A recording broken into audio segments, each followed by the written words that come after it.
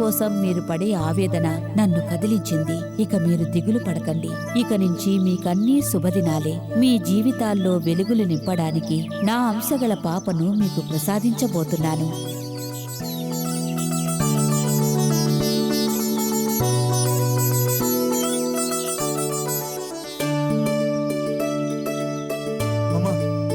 తల్లి, అమ్మా తల్లి,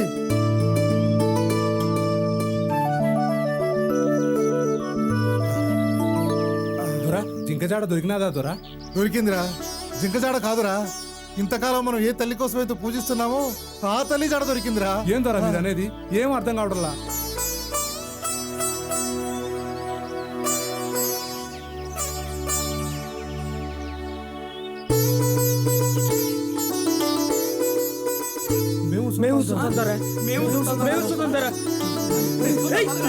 అమ్మా తల్లి, అమ్మా వనదేవత, అమ్మా తల్లి, అమ్మా వనదేవత, నా మొరాలకిచ్చావా తల్లి, నన్ను కరుణించావా తల్లి, బంగారం లాంటి బిడ్డలు ప్రసాదించావు తల్లి. అమ్మా మా ఇంటి దీపానికి తల్లి.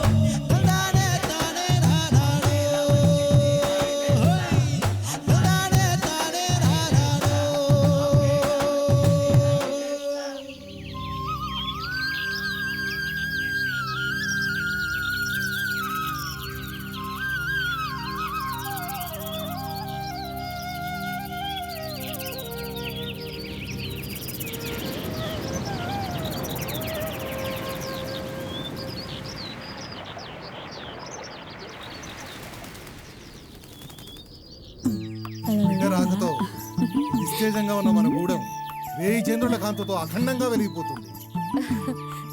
చెట్టు పుట్ట గుట్ట రాయి, పొలాలు పక్షులు జంతువులు అన్ని ఉత్సాహంతో ఉరకలేస్తున్నాయ్యా. మన పరిసరాలన్నీ ఒక్కసారిగా మారిపోయినాయ్యా. స్వామి దయచేయండి. పార్వతీదేవిని తనయగా పొందిన దక్షరాజ దంపతుల కన్నా, ద్రౌపదిని కుమార్తెగా వరమందిన ద్రుపద దంపతుల కన్నా మీరెంతో అదృష్టవంతులు. ఈ పాప మీకు ప్రాప్తించిన రోజు మాఘశుద్ధ పౌర్ణమి, గురువారం, పుబ్బా నక్షత్రం. ఎంతో దివ్యమైన ముహూర్తం. ఈ పాప జాతకం అమోఘంగా ఉంది. ఈ పాప అఖండమైన కీర్తిని సంపాదిస్తుంది. గిరిజన ప్రజానీకానికి శుభములు కలిగిస్తుంది. ఈ పాప ప్రాప్తించిన వారం, తిథి, నక్షత్రం, లగ్నం బట్టి చూస్తే జన్మనామం తొలి అక్షరం సా రావడంతో అందరూ సులువుగా పిలిచే విధంగా కోయ సంస్కృతికి చిహ్నంగా పార్వతీదేవి సహస్రనామాక్షరాలను తీసుకుని సమ్మక్క అనే నామకరణం ఉత్తమమైనది. సమ్మక్క తల్లి, సమ్మక్క తల్లి, సమ్మక్క తల్లికి సమ్మక్క తల్లికి సమ్మక్క తల్లికి సమ్మక్క తల్లికి సమ్మక్క తల్లికి. అమ్మ సమ్మక్క, సమ్మక్క.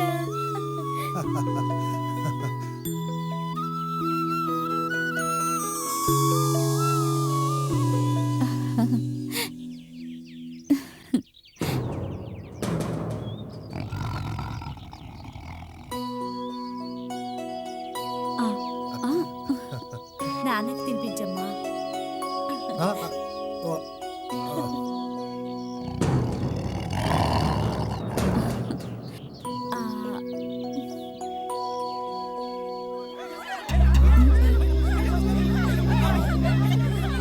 ఏంటి అలసది?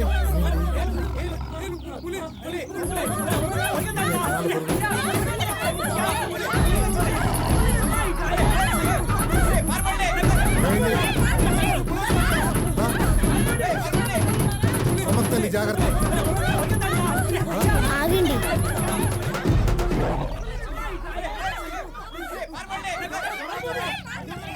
అవి మిమ్మల్ని ఏం అమ్మా. చెయ్యవు.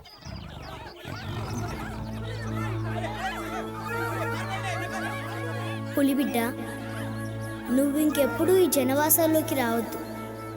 నేనే స్వయంగా నీ వద్దకు వచ్చి నీ యోగక్షేమాలు చూసుకుంటాను. నువ్వు ఇక వెళ్ళు.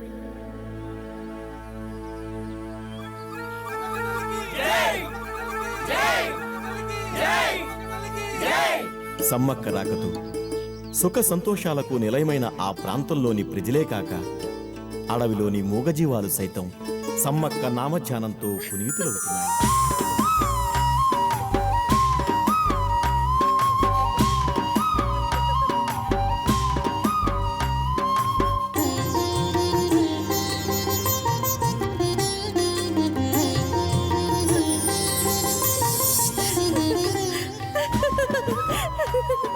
శిలాధరాజు ఆలనా పాలనలో దినదిన ప్రవర్ధమానమవుతున్న సమ్మక్క తన దినచర్యలో భాగమైన వనదేవతారాధనలో ఉండగా ఒకరోజు తల్లి సమ్మక్క, అడవిలోని ప్రాణులన్నీ నీ రాక కోసం ఎంతో ఆతృతగా ఎదురు చూస్తున్నాయి. నీ రాకను స్వాగతించడానికి సిద్ధంగా ఉన్నాయి. వాటి తరపున నిన్ను ఆహ్వానించడానికి వచ్చాను. నీవు బయలుదేరు సమయం ఆసన్నమైంది. అలాగే తల్లి.